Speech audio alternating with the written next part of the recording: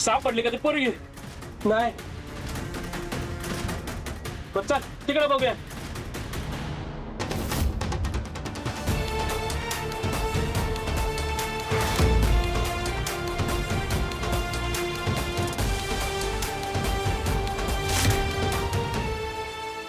ए बाळा, इथे काय झालं? अशी का धावत होतीस तू? काय तेव्हा एक काम कर, तू घरात जा. डावीकडे ना शिडी आहे, वर जाऊन माळा लागतो, माळावर लप. जा लवकर, जा जा जा.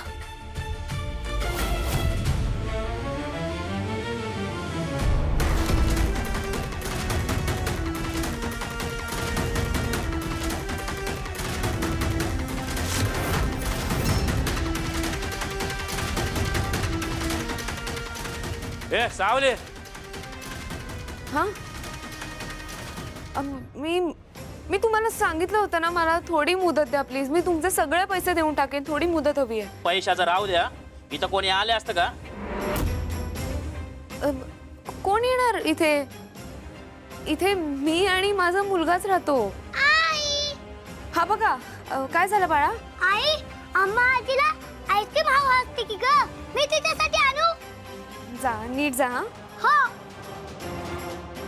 हा मीच राहतो.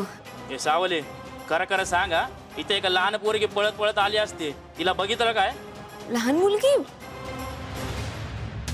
नाही हो, इथे कोणी लहान मुलगी काय येईल? नाही आलं इथे कोणीच.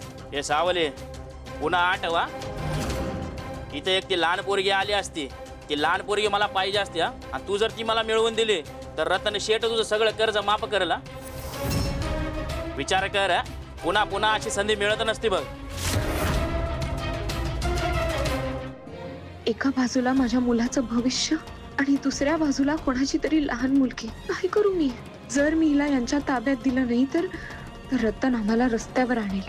पण जर मी हिला यांच्याकडे सोपवलं तर मी स्वतःला एक आई आणि एक माणूस म्हणून घेण्याच्या पात्रतेची उतरेन का?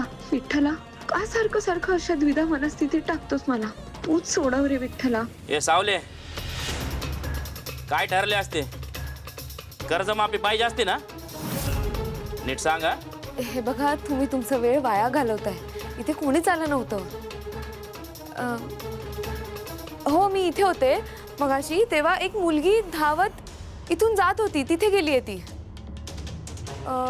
मला वाटलं की ती खेळत होती, पण तुमच्या बोलण्यावरून वाटतंय की तीच असेल बहुतेक. तिने फुलांचा फ्रॉक घातला होता, बरोबर? हा, तीच असं ती बघ. हा, तिथेच गेली ती. नक्की ना? हो, मी खोटं का बोलेन? हे चाल.